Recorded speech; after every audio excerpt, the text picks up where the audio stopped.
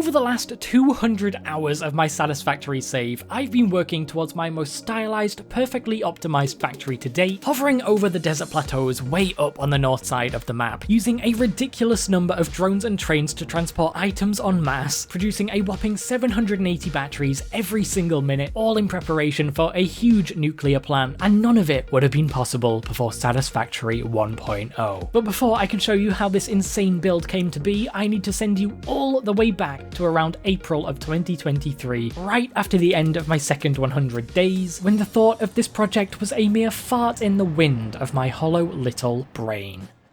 Shortly after wrapping that video up with a lovely life-threatening explosion, I built an additional 3 layers onto my storage system to stockpile masses of materials, constructed a hovering platform above my base fitted with various hypertube launchers to yeet me right over to each of my main factories, and then started a series of streams to construct the second of my power towers in the Spire coast, electing to first pop in the generators and beginning to encase them in a beautiful shell, tearing out my jagged oil input lines to replace them with some silky smooth curves, then promptly leaving for university and leaving the project entirely untouched for well over a year, before being thrust back into action at the announcement of 1.0's release date. And preparing for that date was quite the task. I first set up a virtual break of power batteries to allow me to turn off my second power tower, allowing the pipes to fill up to the brim before turning the tower back on to ensure all the generators were able to get fuel, because for some unknown reason a couple layers of the generators were always left completely drained. Next, I tacked on another set of boxes to stock up on the most important resource, aluminium sheets, used of course in Mark V belts, but then Coffee Stain announced Mark VI belts, so I now have a copious amount of aluminium sheets for little to no reason. I'm sure it'll come in handy someday, right? But then I decided, actually, you know what, this just won't do. I need to stockpile even more resources. So I spent a stream adding on this absolute spaghetti-ridden mess for bulk item storage, and then redid the entire thing off stream, leaving us with these extra lines of 24 industrial storage boxes for each of the items I produced a decent amount of, though only a few of them managed to fill up all the way in time for 1.0. To add even more strain onto the storage system though, in an effort to fill up as many of those lines as possible, I built a super ramshackle set of blueprints for steel pipes, steel beams, concrete, cables, copper sheets, and copper wire. And while waiting for items to flow in, I ran around the map collecting tons more slugs, mercerspheres, and somersloops, shoving all my leftover shards into a bunch of my already overflowing machines to really clog up that storage. But then, in a 2-day rush between me returning home from a holiday and the release of 1.0, I tried again to fix my fuel tower's input problems, increasing all the oil extractors from a 200% overclock to a 250% overclock, removing pretty much all the valves, rebuilding all the second tower's piping from top to bottom, overclocking each of my 44 refineries from 100% to 120%, and turning off the bottom generators of each tower to now produce way more fuel than we were consuming to make absolutely sure that the pipes would fill up and stay filled up. But it still didn't work. I'm open to suggestions for how I might fix this. It is still my first playthrough of the game, so I'm still learning, but for now it works enough, okay? Also, over these 2 days I AFK'd every available minute and tried my best to wrap up the second power tower, ultimately having to leave it unfinished to go around my world and delete every single structure apart from the power tower's storage system and the train track itself to carry the power between the two, and demolishing virtually everything I built over 300 hours of gameplay took way longer than expected. So I was still running around in Update 8 6 hours after 1.0's release, refusing to close my game to prevent it from updating. But now the grass fields are empty, the desert project is gone, the starter base, the cliffside spaghetti town, the islands factory, they're all gone. A clean slate, a soft reset for our world, right on the cusp of our 300th hour in this save, at which time came the fateful moment of me updating my game. Ooh, baby, I am so excited. We've got so many new toys to play with. Although I will point out that even though the generators now produce 250 megawatts instead of 150 megawatts, it also turns out they now take 20 fuel per minute instead of 12 per minute, so for the time being I have completely turned off the second fuel tower. But the first place where I know I can get something straight away is in the awesome shop right here. The new paint finishes, they are very cool. I like them. We'll add them. Foundations, we've got stairs, nothing in walls. In architecture, we should have, yes, new barriers and fences. Amazing. And I believe that's it. How expensive? 43. Not that bad. But there's 3 things in 1.0 that I'm particularly interested in. And the first one, I believe, is right here in the map. The Mercyspheres, Sam, and Summer Sloops now all have purposes, and I have a few of them saved up to do some research. Grab these out of here, and let's see. We'll go for the Mercysphere first. That's what I'm most interested in, which unlocks us the personal storage dimensional depot. Oh, this thing is crazy. Truly an absolute game changer of an item. What is those? Sam fluctuators? Okay, well, I don't have those, so I guess we'll research Sam now. Reanimated Sam, I can do that right now. Wonderful. And the Sam fluctuator, I need some reanimated Sam for. So I guess I'm gonna have to leave that for the time being. And now the Summer Sloop, and we need this stuff for this stuff as well. Cool. The production amplifier, the power augmenter. Oh, this is all so game-changing. I'm so excited to play around with this stuff. And now the last 2 things that are absolutely vital to this project are the converter and the Mark 6 belts, both of which are currently locked behind Phase 5. So I think I have quite a bit of work to do here. It's going to be a long process, but I'm excited to get into it. So with a jumbled mess of things to do, I relearned petroleum power and hung around the base for a bit, setting up a constructor to turn the little Sam I had into reanimated Sam, and then using that reanimated Sam to unlock Sam fluctuators in the MAM and hypertube myself right up to the Sam node on the pillar above the base, dropping down 14 of our now stackable portable miners. Once I had a decent amount of Sam collected, I hopped back down, relearning railway signaling, overclocking our Sam reanimator and installing a manufacturer to make Sam fluctuators, connected by another game-changing 1.0 feature, the straight belt building mode, which was then followed up by yet another game changer, the Mark II blueprint designer. Coffee Stain, you have outdone yourselves. After another Sam delivery, we unlocked the amazing dimensional depot, essentially Minecraft's ender chest, except way better. Then I researched the Sam fluctuators, upgraded the dimensional depot's upload speed, did another Sam delivery, stood around for a bit, did another Sam delivery, grabbed a slug, grabbed some coal, relearned control system development, learned the incredibly useful production amplifier, which, if you don't know, doubles the output of a machine without increasing its input, in exchange of course for a huge chunk of power and holding but not actually consuming your limited supply of Summer Sloops. I then relearned the gas mask and unlocked the alien power augmenter, only like the 10,000th game-changing thing introduced in 1.0, and then I unlocked the manual depot uploader, allowing you to shove anything straight from your inventory into the dimensional depot's inventory. Then I saw a toy llama, hell yeah. Then I flushed the toilet, hell yeah. And then I customized my character, hell yeah. But things weren't going quite as quickly as I wanted, so I set up a few more portable miners on the Sam node. I don't think I have enough. So with a fat box of Sam running through overclocked amplified machines, the fluctuators were flowing in. So I upgraded the depot storage not 1, not 2, but 3 times, and on the way to do another trip for Sam, I got mesmerized by the project assembly we'd been working towards all this time. God, that looks so cool. That is so cool. I'm never gonna get over that. Never. But at this point I figured I'd amassed enough Sam, so I picked the miners back up and set up a platform for 3 alien power augmenters, which is all I could afford with the Summer Sloops I had left, but even just these 3 gave me a free 1,500 megawatts of power and a 30% increase to my own production. Genuinely insane. Then I set up a second constructor, let them drain, and removed my temporary Sam machines, spending the next little while creating an absolutely hideous set of blueprints in my brand new Mark II designer for concrete, reinforced iron plates, regular iron plates, rods and screws, then later for copper sheets, wire and cables, slapping them down in the grass fields, as well as a steel and pipe blueprint in the lake slightly further north, all of them feeding into their own dimensional depots, and all being blueprints just so I can easily demolish them at a later date. Interspersed throughout that blueprint creation process though, I also collected a whole ass escargatoire of slugs. I mean seriously, just an absolute insane amount. Definitely enough to carry us through to the point where we could make them ourselves, which is also something introduced in 1.0. And of course, I also got a bunch of Mercerspheres and Summer Sloops, which I must say look so freaking cool now. And both to clean up my mess of a map and prepare to search for a specific alternate recipe, I also collected a ton of hard drives, during which time I definitely didn't get my ass kicked. I mean,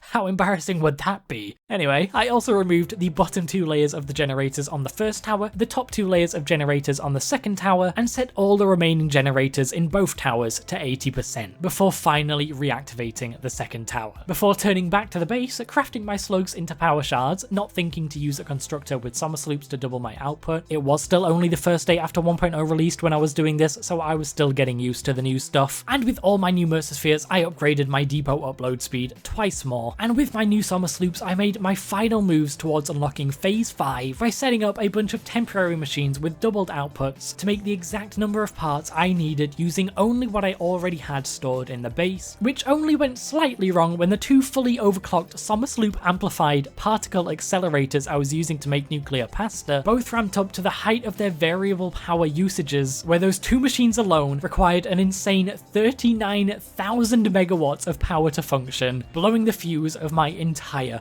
world. But luckily I was right there and paying just enough attention to react quickly and demolish the machine, flicking the fuse back on, so all is well. And after a bunch of AFKing to scan hard drives, unlocking the very recipe that's going to make this whole build possible, we were ready to unlock Phase 5. I've got all this stuff in a couple boxes down here. Honestly, this stuff was not that hard to get, and I have taken a little peek. They have a new interface, it looks real nice. So let's get all these right in there. There we go, everything's full, seal it. That looks so cool. We're about to unlock the final things in the game. Welcome to the Pioneers Got Power Problems presentation. Okay. That was a joke. Anyway, Phase 5 contains technology the human brain cannot comprehend, so just trust in me and fix it policy and everything will go as planned. Answering all your questions will take time we simply do not have. Everything is going to be just fine, so long as you do your job. We've come this far together after all, haven't we? Anyway, you know what to do. Just don't forget to keep producing previous project parts, and plan ahead when setting up new production lines, and make sure not to leave it all until the last moment. That's so cool. That was really cool, that was awesome. And send it! I don't want to wait anymore. Is it going up? I want to see, does it do something cool with the space station? I got an achievement. I think it's still going. It's still going? Oh, is it just the same thing pretty much? Does it just, I mean, it's still very cool. Does it just go pyong? Pretty much. Ooh! That's cool. Whoa, whoa, whoa, whoa! It adds a whole new part! That is so freaking cool. And the final parts, they're sitting right there in the top right, but tier 9 matter conversion, the converter, vital to today's project. Yeah, we're still not into like the main topic of the video yet. The whole thing this video is supposed to be about. Plus the Mark III blueprint designer, which we don't really need right now, the portals, which I cannot wait to get into, and finally peak efficiency. Mark 6 conveyors, which I desperately need, not just for this factory, but also right now, because I have moved the big stockpile of aluminium I had right here, or more accurately, I am moving it down to a bulk down here. And I'm also bringing in the aluminium sheets that we had stored in the islands factory by the train, and it's taking forever, so the Mark 6 belts would really help with that. Anyway, what was it we needed for this one? Cannot do that one. Okay, what is it we needed for this one? That's pretty doable. Grab those, grab those. 1, 2, 3, 4, 5. Launch pod. And of course, the last thing we need for today, Mark 6 belts. So I need to get the production for both fixite trigons and time crystals up and running. And looking at this, the trigons are pretty simple, all things considered, and the time crystals really aren't that bad at all either, at least not until I need a lot of them. So I think I'm just going to try and knock that out real quick right now. I'm hoping there's going to be a SAM node over here in the grass fields by all our other temporary. Oh my god, there it is. And we've got some spare copper up here as well. First things first, let's drag a big old power line over here, put a Mark III miner on there, and I'm just going to overclock it, and I think I'm just going to have to make one of these go through the floor like that. So a Mark III miner on here, overclocked as well, and then just drag it up with some of these. And now we've got 600 of each of these being brought in from the miners. Oh, nuts. You can't use copper. Okay. Goddamn frick. I know I just read that, but I forgot. Is there Caterium around here? Oh, there is. It's kind of far away. Oh, there's some iron here. Maybe we'll just use the iron here. We'll just use the iron here. It's fine. Well, these are impure, so I'll get a miner on this one and on this one. Slap these both into a merger. Then I can chuck down one of my super awesome, super beautiful smelter blueprints. And a bunch of iron ingots are going to be coming out right here. Then I'll just drag this all the way out towards our SAM. And it's occurring to me that if I was smart, I would have designed a blueprint before leaving. But instead, I'm just going to build it on the fly. So the converters, what is it with the iron ingots? Oh, wow. Okay. It uses 240 iron ingots per minute for 10 fixite ingots per minute. It is what it is. We only need like 5 constructors to make enough reanimated SAM. Oh man. We can't even fit 3 converters in here. We'll just do that. It doesn't matter. This really doesn't have to be perfect. There we go. That's the SAM input and that's the iron input. And then we'll bring this up to another layer, I think. We're only going to have like a max of 30 fixite ingots coming in per minute. And that makes 3 constructors. And I think we're going to end up having a bunch of extra SAM. So this is super not great. But if I just slap an overflow onto there and pull this up here in a very beautiful manner, so we now have a little bit of reanimated SAM coming into our storage. And by that I mean our dimensional depot. I'm still kind of starting to learn the name of this thing, but it's so good. I've shoved everything in here. So we'll save it, remove it, replace it, connect it. Those converters look amazing, by the way. And we are indeed producing fixite trigons. And I guess that now makes time crystals our problem. So we just need diamonds in a converter.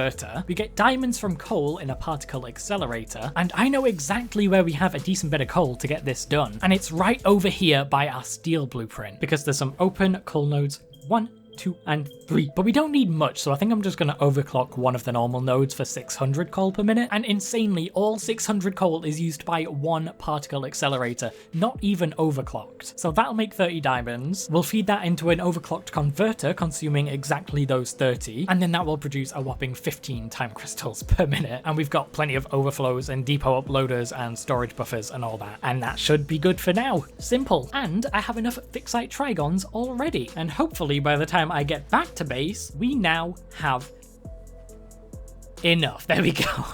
Shove them into there. Boom.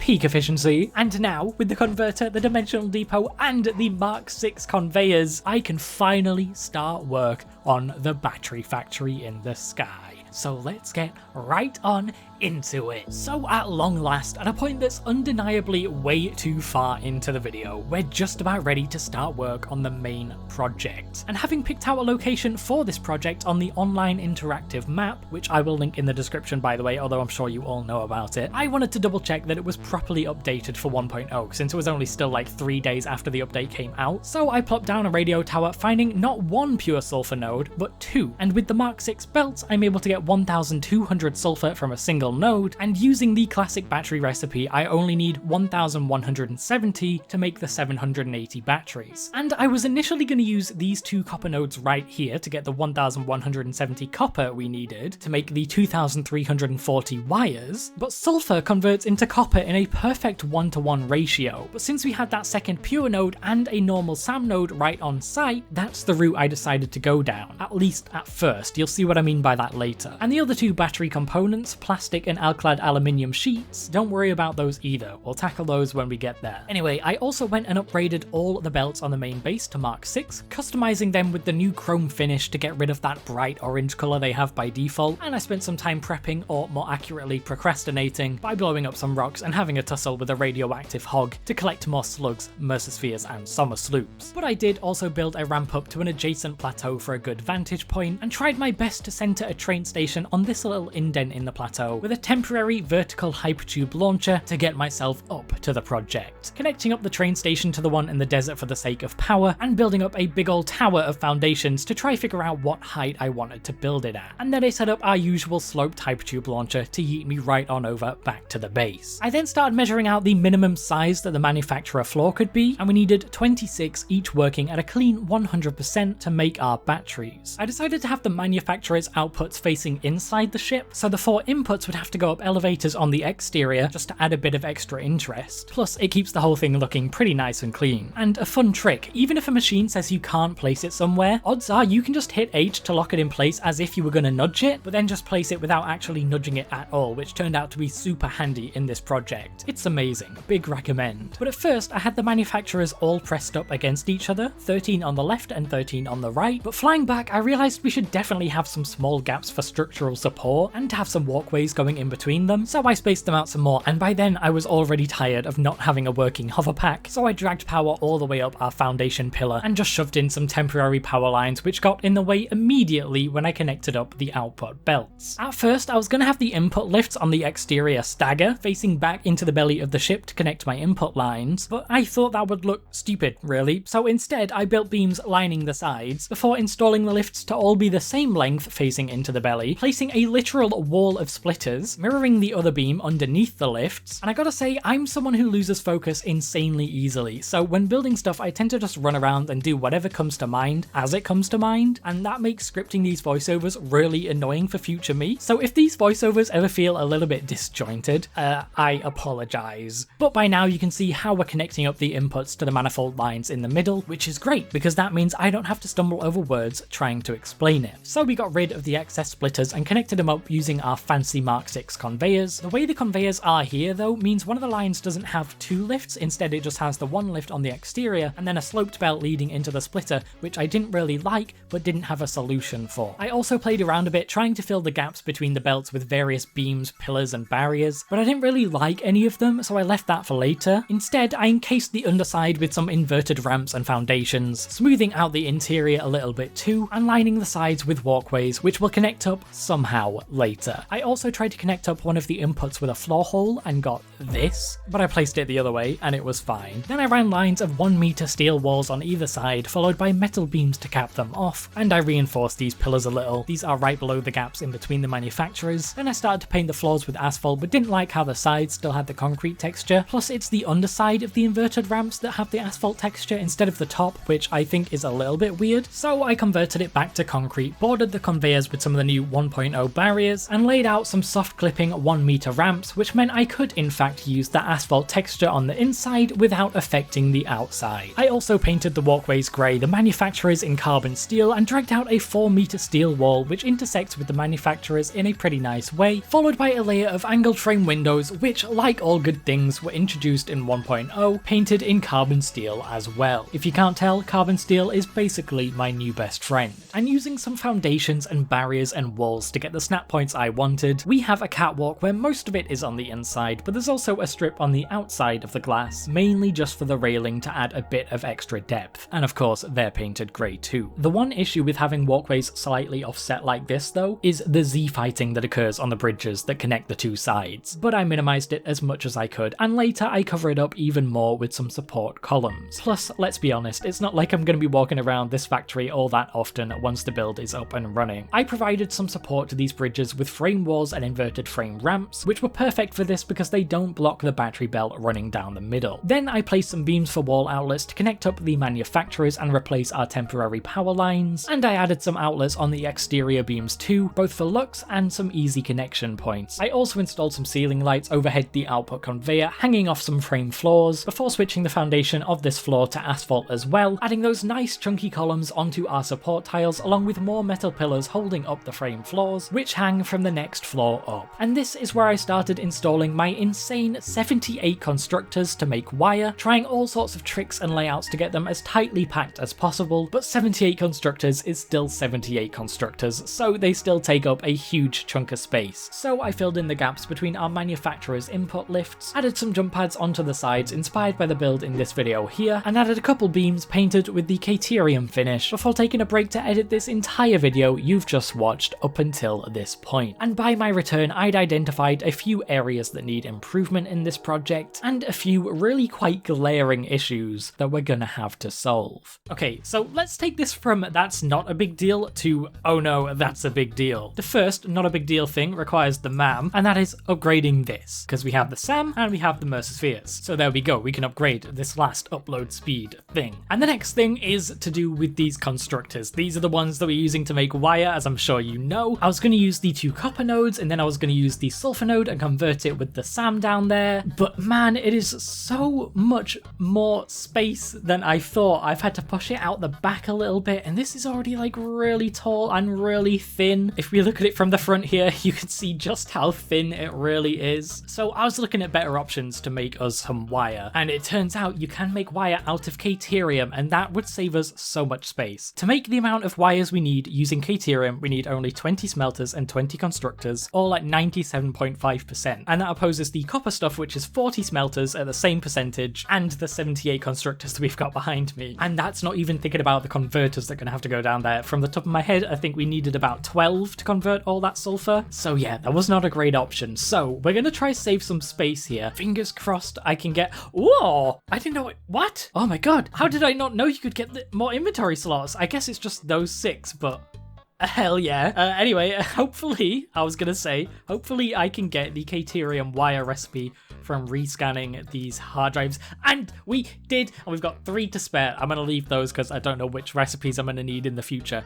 Select. I mean, look at this. It's 15 to 30 with copper as opposed to 15 to 120 with the Caterium. And we've got the pure Caterium node right here. I think we need like 850-ish of the Caterium ore. However, now that I've saved a bunch of space by reducing the amount of constructors and stuff we need for the wire, I'm also going to make the alclad aluminium sheets up here, which I initially wasn't going to. The aluminium ingots are going to be made somewhere else. I'll explain that probably later. But because we're making the sheets up here, I do also need a few smelters to smelt the copper, and I'm gonna need, if I was to 100% overclock them, 45.5 assemblers, but that will take up a ton of space on this project, so I think I'm gonna have to overclock them, but I'm gonna work out that math later. But it might be okay, because I'm gonna have to increase the size of this guy anyway, and I'll tell you why. The inputs that we needed, for some reason I designed this, assuming that all the resources going into these manufacturers would be able to travel along these Mark 6 belts. They cannot. I need 2,340 wire, that can't travel along one belt. I need 1,560 plastic, that can't travel along one belt. And I need 1,365 alclad aluminium sheets,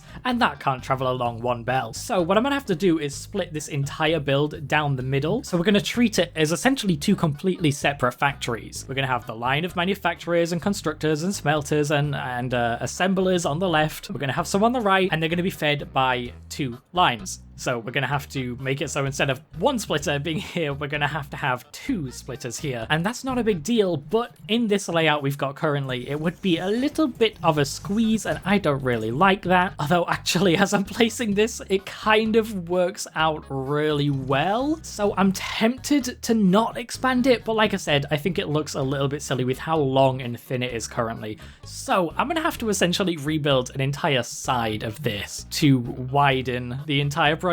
If I don't do it now, it's never going to get done, and I might as well do it now. We're still pretty early on in the project. But probably the number one thing that I don't really like down here is that we have some of these sloped conveyors, and that is because a conveyor lift can't go shorter than this, which means it can't go into there, which is not ideal. However, I have recently discovered a video, this video right here, and it shows you how to potentially make shorter ones. I don't quite understand it, so let's get rid of the MAM, put down a blueprint designer, and I am going off the top of my head here. So I think it was 1, and then a 1, 2, 3 out. You go up like that and snap that.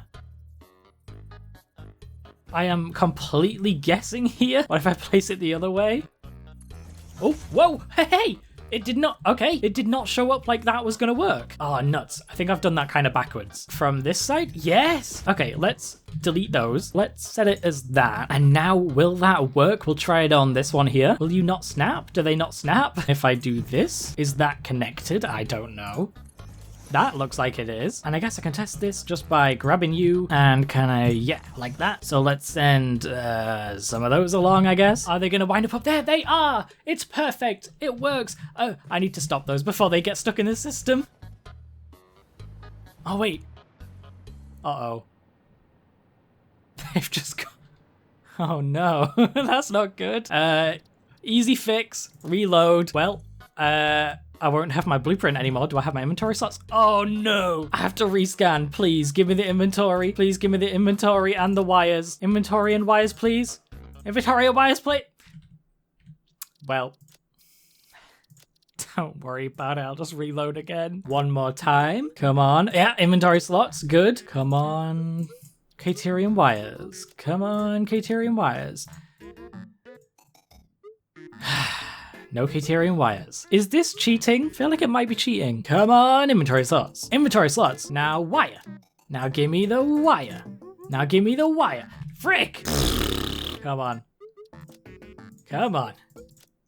Come on! Give me what I need! You were so good to me the first time. Nothing? Nothing I needed? Give me the... Ooh, inventory slots? This could be the one. It won't be, but it could be. It's not the one. Reload. Come on. Caterium wire. Good. Early on as well. Yeah. No. No. Gah! Wait, a rescan. No. Okay, this is the one. I can feel it. None of you are the ones. None of the ones that I want. Oh, Caterium wire. Come on. Give me the inventory. Do it. Gah! You know what? I don't even want it. I don't even care. No one wants more inventory slots. Caterium wire, useless. I'll just make my traditional copper wire. Ooh, don't even want those. Ooh, it'd be crazy if I got... There's nothing here I could even want. I mean, I don't need these recipes. Wow, the game gives me what I don't want. Or what I do want. This is unbelievable. I really thought I could just reload and it wouldn't be a big deal. That's good. Come on. Inventory slots, inventory slots. We got the Caterium so early on. Why can't you give me the inventory slots too? It's not that hard. Inventory slots. Good. Caterium wires, please. I thought this would not be a big deal. I thought, oh, I got it the first time. Just get it again. But we're getting nothing that we need. Why do I keep pinging things? No, are you... I get to pick one or the other. Are you kidding me? I wanna fucking die! Caterium wire. Inventory slots! Finally. Oh my god. I hate you. Relearn this too. And I'll have to remake that blueprint for the short lift. But either way, at least we saw that it can, in fact, work. So yeah. So like and subscribe for more Pro Satisfactory gameplay. I am a titan of industry and yes, you all agree with me. I don't even need to ask. So I've got to tear out half of this thing, rework out some of the math, get rid of most of those constructors and just figure out everything else. So yeah. I guess I'll do that. With that embarrassment, let's pick up the pace. I quickly tore out the entire constructor floor since none of that could be salvaged, including the machines, logistics, and the foundations they were placed on, followed by the also entirely unusable logistics in the belly of the ship, and ripping off the one side and deciding how much I wanted to expand the ship's width by, settling with a simple half foundation, giving me enough space to run my 2 lines for each half of the ship, right next to each other without any nasty clipping. So I set up my big ass splitter wall, again removing the ones I didn't need, connecting them up, mirroring over the asphalt ramps and new barriers, and also installing a new decorative feature in this section of the ship, being a line of 4-meter signs running underneath the barriers, all set up with a super bright white glow for a little bit of extra pizzazz. Then I got the support tiles set up again, then getting the walkways into place, painted in carbon steel this time instead of the flat grey they were before, and our 1-meter metal walls, inverted ramps, more beams, our exterior horizontal pillars, and then I got distracted by more sloops and spears and slugs, so I ran around collecting them, where I jumped down a waterfall that brought me underneath the map for some reason, like literally underneath the mesh. I could see up through it, but I climbed back up and ran back out, collecting even more stuff around the desert, finding a hard drive and marking it out on the map for future collection, not noticing the fart clouds draining away my health. But that was probably for the best, because shortly after I ran back to the battery project and looked up, and still didn't really like the fact that it was so long and so thin. So guess what I decided to do?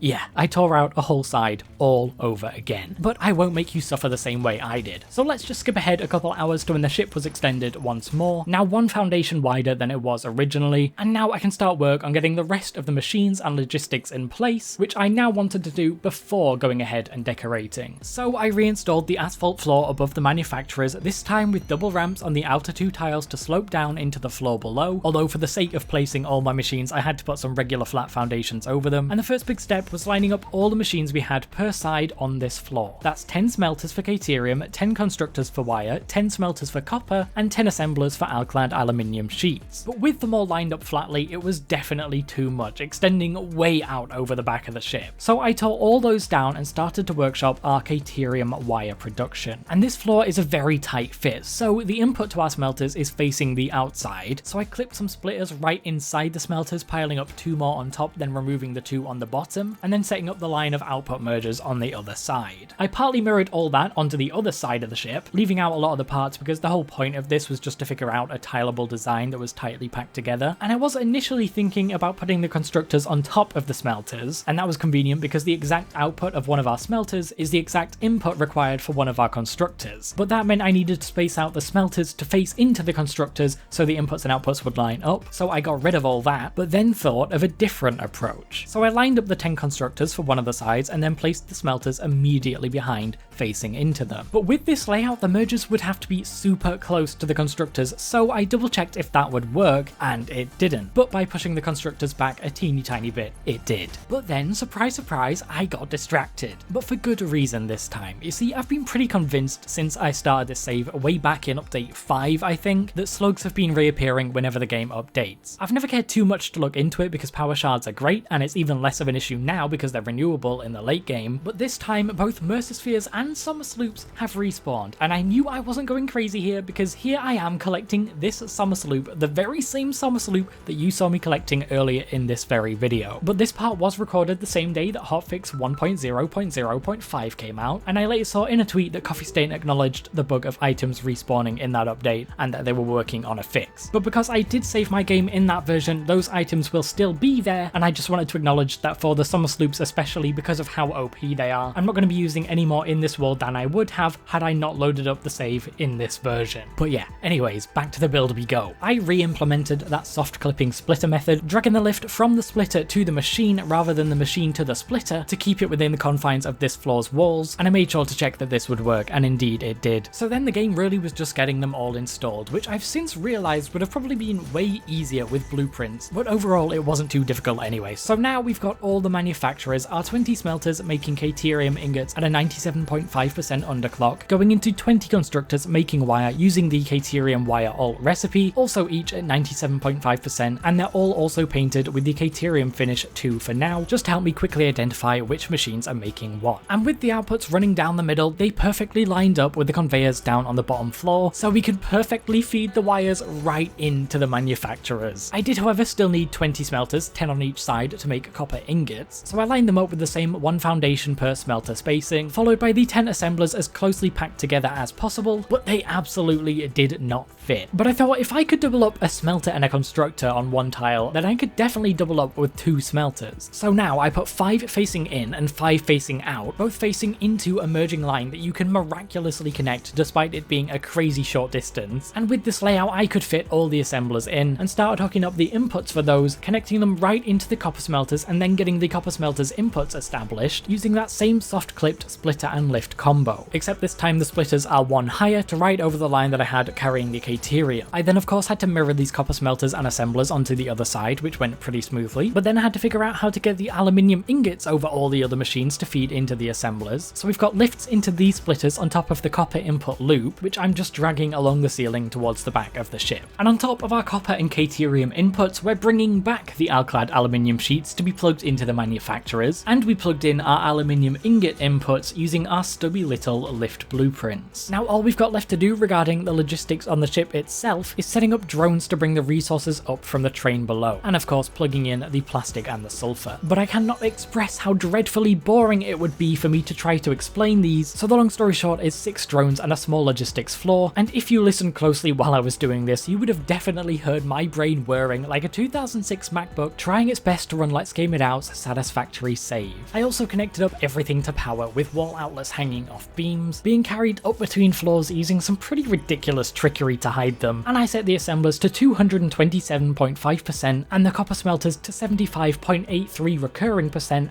as they should be. And I set up a hypertube that can bring you from all the way down at the bottom to our logistics floor, before realizing I'd made another fatal mistake by not having enough drones, since each port only has 1 conveyor output line, so it's impossible to pull the the 1560 plastic or the 1365 aluminium ingots from one pour. So there's now 2 of them for each of those items, and that gave me a more aesthetically pleasing way to bring the aluminium to the assemblers. And lastly, I also added some buffer boxes into our logistics floor because I feel like they may be necessary to keep enough resources up here before the drones can make another delivery. And now, with all that done, we can move all the way over to the Western Isles to set up my temporary sources of plastic and aluminium ingots. Though yeah, as I said, this part is temporary. I already have some pretty massive plans for aluminium production in this save, though I don't know what I want to do for plastic yet. I'm thinking of maybe repurposing the power towers to make the plastic and or rubber once we've got our nuclear power set up, but I'm not too sure about that yet. Anyways, over here in the islands, there's 2 normal oil nodes which produce 300 each when overclocked to the max, and 2 pure nodes which produce 600 each. And then from the resource wells we can get another 900 oil per minute. So for the pure nodes I fed the oil into 20 refineries, and for the normal nodes I fed it into 10, all of which producing plastic, which of course produces heavy oil residue as a byproduct. And I thought I might as well get some bang for my buck here, so I'm using the diluted fuel recipe in the blender, which means I can get 200 fuel from a normal 300 oil per minute node, which is enough to support 10 power generators producing 7,500 megawatts of power, all for the low cost of a couple extra water extractors. And trust me, that is going to come in real handy to get our next project off the ground. This battery factory is going to look like a fly to the mammoth that is my next project. But yeah, of course I'm feeding the plastic into the train station nearby, but once that fills up they'll be overflowed into dimensional depots, and after that fills up they'll be overflowed into a sink, and that's super important because fluids getting backed up in my experience has been a huge problem. Speaking of which, I've really been trying to get a grasp on how fluids work in Satisfactory because every time I've tried so far there's been issues. But here, by filling the machines from above and by putting a valve to prevent backflow down towards the oil extractors or blenders, and by looping a pipe back around on itself to prevent sloshing, which up until recently I didn't even realise was a mechanic, I surprisingly managed to get everything working exactly as intended. All machines with 100% uptime and no clogging, which is a pretty good sign for my future sanity. And the final set of machines tackling the plastic isn't actually producing plastic at all. Since I had 300 spare oil once I was already producing 1,600 plastic per minute, that's 40 more than I actually need at the battery factory, so I used that spare oil to produce rubber to feed into my dimensional depot, overflowing from there into an awesome sink.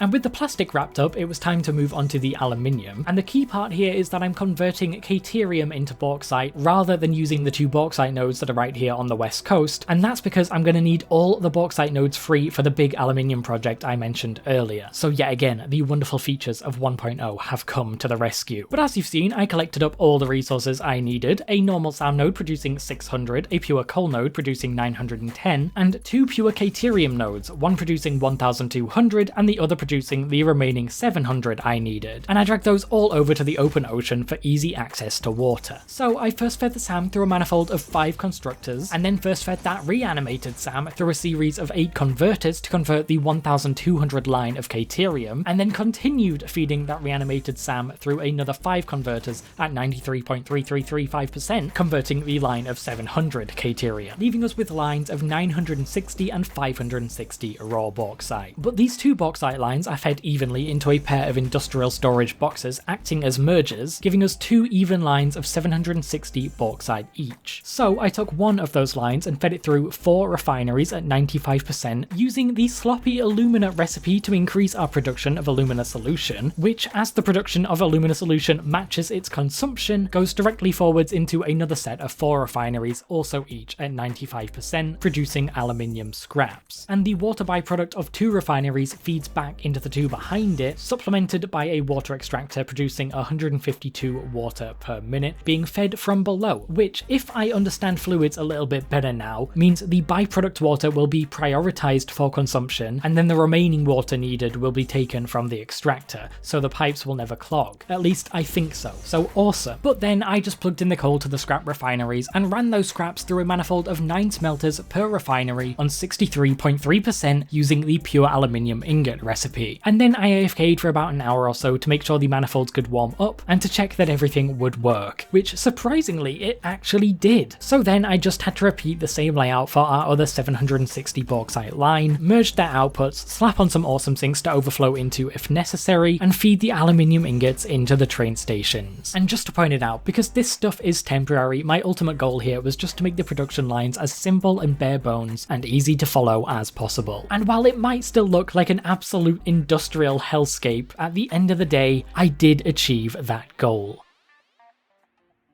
I gotta be honest, it feels so good to have basically all the machines, all the structures down that we need to make this factory function. The only things is to rejig some of these and to put the drone pods down here, and then it's basically up and running and I just need to decorate. But right here, I have prepped some items because I don't really have any batteries to jumpstart this factory. So we've got a bunch of stuff here to do just that. So I'm gonna go all the way up here with an inventory full, well, half full of copper and drop those into there. Copper smelters, are you coming online? Yes, they are. Obviously, this is not going to be enough to, fill all these up. So it's not really a proper, test drive, but we've got ingots coming out and feeding into the assemblers. That is so freaking good. And I guess we'll go for our sulfur next. Fly all the way up again, dump those into there, and that goes through this box right here, put the rest in there. And before I forget, I want to come down here and just disconnect that real quick. So next up is Caterium, drop that, and we probably have too much plastic and aluminium ingots. So I'll just grab, we can do both. Aluminium ingots, plastic, and plastic. Okay, so now it shouldn't take too long before we see some batteries coming into here. I think I hear the manufacturers going, batteries! We've got batteries! This is insane. Let me show you how long we've been working on this. We are at 160 hours. Ooh, like pretty much on the dot. 160 hours since the end of the last Satisfactory video. Admittedly, that's only like 60 hours really working on this one. But still, this feels so good. Look at them flowing in. Ah.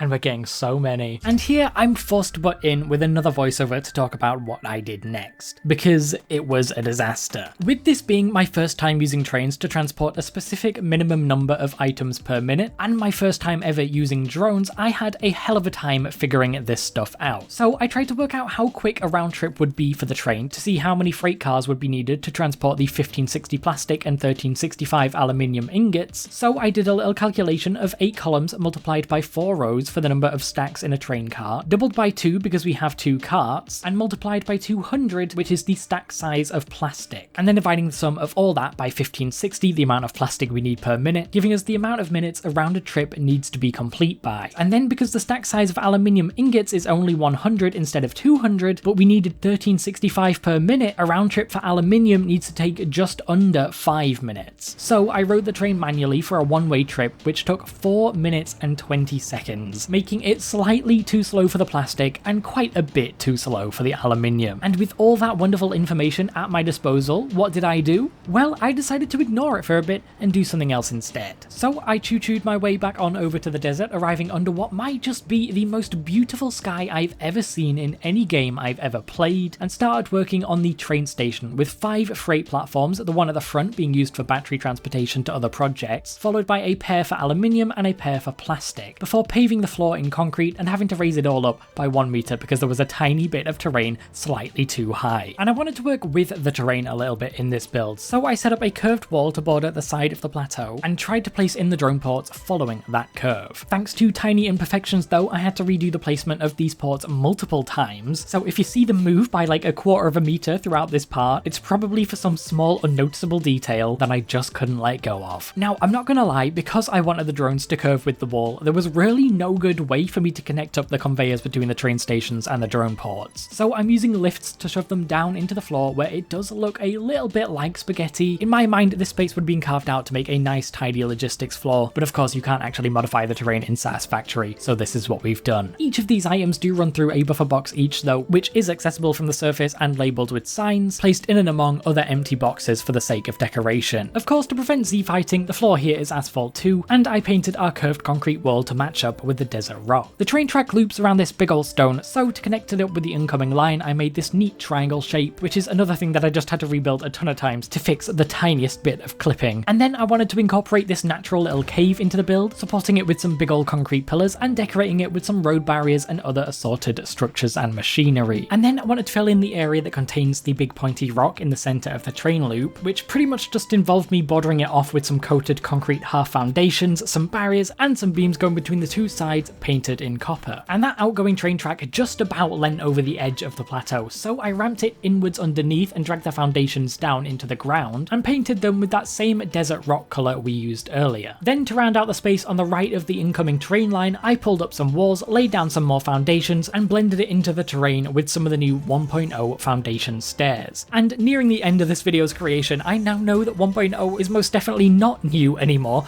but shush. This video has taken so much longer than I expected. Please leave a like and comment and subscribe. Thank you. Anyway, I made a similar thing on the other side of the track and made some scaffolding to walk between them, which is just about tall enough for the train to pass under. Then I used some steel 1 meter walls to connect up these sections on the top corners of the train platforms, and with those walls there I could snap on some lights onto the center of each platform, and I think that looks very nice. And with that I moved my attention over to the resource nodes I had to bring the resources from, designing what I honestly think is a really nice blueprint, including a drone port of course, alongside walkways, a buffer box, tons of beams, and random unnecessary decorations just to fill it out. And thanks to my amazing design, they were super easy to install, being able to place them right alongside the miners, and I connected them with power towers being dragged from the old train station that we have in the desert dunes, though that will likely be tidied up sometime in the future after this video. Now, drones. I hate them, mainly just because I think I didn't really understand them. I'm still not sure if I understand them, but yeah,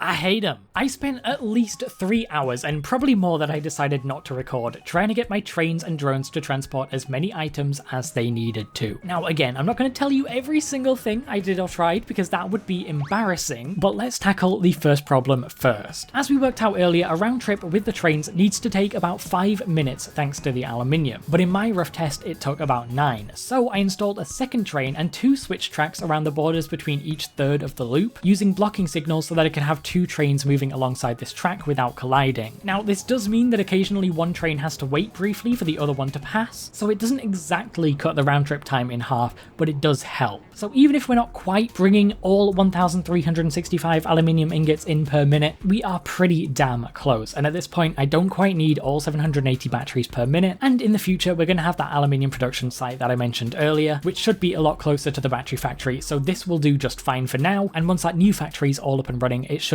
almost definitely bring all the aluminium we need here in time. And the plastics I'm 99% sure are being transported in large enough quantities already, so there's no worries there because they stack 2 times higher than the aluminium ingots do. I then moved on to the drones and placed them one at a time, going between their 2 ports to measure the items I could bring in per minute. And per drone, 325 aluminium ingots could be brought in per minute, 733 plastic, 312 copper ore, 354 caterium ore, and 305 sulfur. So with 2 drones going between 2 ports, the copper was good, and with 4 drones going between 4 ports, the plastic, sulfur, and caterium were good. And the aluminium with 4 drones between 4 ports was short by a measly 65 aluminium ingots per minute, so I had to add another port for that too. And while 2 drones between 2 ports would have been good enough for me to bring the batteries down, I decided to go for 2 drones between 4 ports to keep the number of ports on the ship at an even number to keep it all symmetrical. And as you've seen in the background there, to do that I had to extend out the backing wall on the ground to give space for 2 more drone ports I now needed here, and I had to raise, replace, and add more drone ports onto the ship, redoing the logistics floor with color coordinated belts, and I checked whether the Mark III blueprint designer was worth getting to fit in 2 drone ports side by side into a blueprint to replace the ones that we made earlier, but it looked quite complicated, so instead I just manually added a new drone port onto the caterium and sulfur nodes, and an ugly temporary belt to bring the batteries to those external ports to power the drones that dock there. I don't actually think that's necessary. I don't know if the drones can be supplied just with batteries from the docks on the ship, aka no batteries supplied to their home ports, but I'll test that at some point after this video and remove this line if I can. But if you know the answer, don't hesitate to let me know below, it would be a big help. And now it's finally time to wrap up this project by finishing off the ship, which of course largely involved a whole ton of pillars and walls, but most importantly there were 3 key areas when finishing this up that I want to touch on before our final tour. And the first of those areas was the front of the ship, because of course ships tend to have that kind of curved, sort of funky shape to be streamlined, or as this ship flies, I guess aerodynamic, but getting anywhere close to a realistic shape, I'm convinced is near enough impossible in Satisfactory. Though of course, that's not the game's fault, that's not the point of the game, I'm just being stupid. And even still, I'm sure some Swedish mega nerd out there could prove me wrong on that and do it 10 times better. Regardless though, I tried beams on freeform mode, then placing pillars over them and using different wall types to get a fairly smooth curve, but eventually after like 3 hours of trying different methods, I opted to use the full extent of Satisfactory's foundation options and painted them all in a dark colour to hide some of the messier points, and the further away you view it from, the better it looks, and it's all up in the air towards the edge of the map, so really it should be all good. And the second key point was the back of the ship, though that was a lot simpler than the front. Generally I aimed for some more geometric shapes and making sure there was enough room for catwalk ramps to lead between our floors. And then the last key point I am very happy with, because I had 2 remaining problems. One being that the ship felt very disconnected from the area below it and the rest of the world, and I still needed a way to get the power up there that wasn't just a pillar of foundations. So I dragged beams out from set points on the ship, trying my best to curve them down towards set points on the ground, and then used a method inspired by this short I saw a few months ago here, using wall pipe mounts in a funky formation that takes advantage of the nudging feature, which by the way, I just want to say, because it's a feature that's only been added between my last Satisfactory video and this one, this feature is incredible. I honestly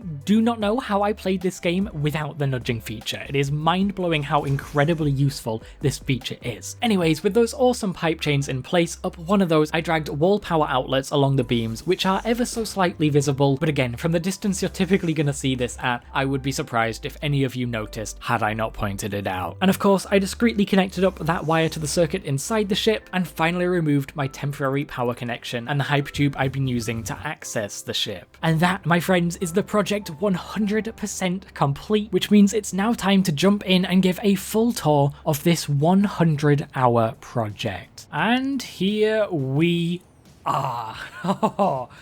I'm so happy with this project, guys. I really am. Okay, so as the train's pulling in, this is of course the lower area of our factory. I think what I like so much about the area below, and really up there as well, is that everything's walkable. You can get from A to B pretty much anywhere you want to go. So of course we have this area where underneath here we have our super ugly lines. That was not a great place to break, but we have our lines going from the train stations, offloading the resources under the ground and leading them into their drone ports. And of course the batteries that are coming in from over there pops out of this and then goes over to the other drones. This is kind of where the decoration cuts off. It has to cut off at some point, otherwise this project would last forever. So yeah, this is kind of that cutoff point. So we have our hypertube launcher here, and that is just about powerful enough maybe not now that that chain's there. Oopsies. This hypertube should be just about strong enough to launch you all the way back over to the hub. This area over here I'm particularly happy with. You can run up from here and go to the inside area, which is fitted with all sorts of belts and random decorations, and wrap around this side, which leads you out here. Or you can go up here to get to the second drone port here, and then you can walk down the scaffolding to get back down. So it kind of all loops around and you can walk wherever you want to go as you want to go there. And just to find it out, I'm really happy with this little nuclear area over here. There's a little bit of uranium and a little cave, and I just thought it was neat to incorporate the environment a little bit. And yeah, I think that's kind of it for this lower area. I am very happy with how the exterior of the ship turned out. I love being able to see the lifts and the big windows, and to the front of the ship,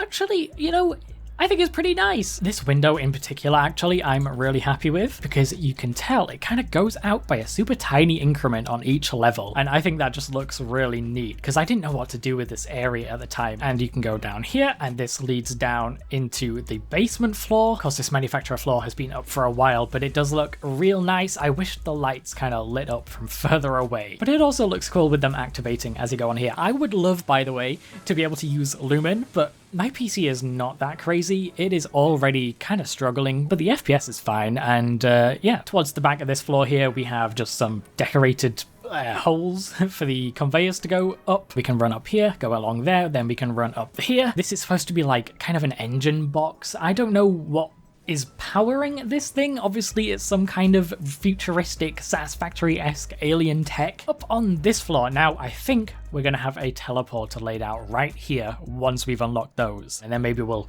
decorate it nicer when we get that in. Of course, we've got nice big windows here and walkways to where you can walk through this entire section and see all the resources coming in. Most of this floor is encased with solid walls, but there is a little gap for a window here. And yeah, dude, does that not look awesome? I think it does. Also, logistics floor. We have a nice little entrance point down to the hypertube, which brings you all the way to the basement because there isn't a staircase that brings you down there. Of course, we've got all our drone pods up here. Looks super cool with all the drones flying around. Oh yeah, and the back of the logistics floor, you can walk around this walkway across from over there. The hypertube is just over there. And that is basically it. That's the build. I am so happy to be back in the world of Satisfactory. This video, truthfully, has taken so much longer than I expected it to. Ended up being freaking huge. But there's a couple of questions I want to ask you guys before I go about the future of Satisfactory on this channel. I don't want any big mods, but it would be super useful for me to have a flying mod, so where I can fly freely. And that's for the sake of like cinematic shots that you probably saw in the intro. Haven't edited the intro yet, and I would love to use a mod that sets the game to permaday. This is one of those things where if you guys don't care, if I don't see any comments telling me what you guys think about that, then I'm going to do it because I want to do it. But if you guys actively say you don't want me to do that because you want this to be 100% vanilla, then I won't do it. So yeah, let me know in the comments down below. And with that, let me know in the comments down below what you think of this build, because again, I'm so freaking happy with it. But that's all for this project. It has been a huge undertaking, so if you enjoyed, a like, a comment, and of course subscribing will let me know that you still want to see this series continue. Thank you all for watching. Have a great rest of your day, and I will see you all in whatever it is we get to next. Bye guys!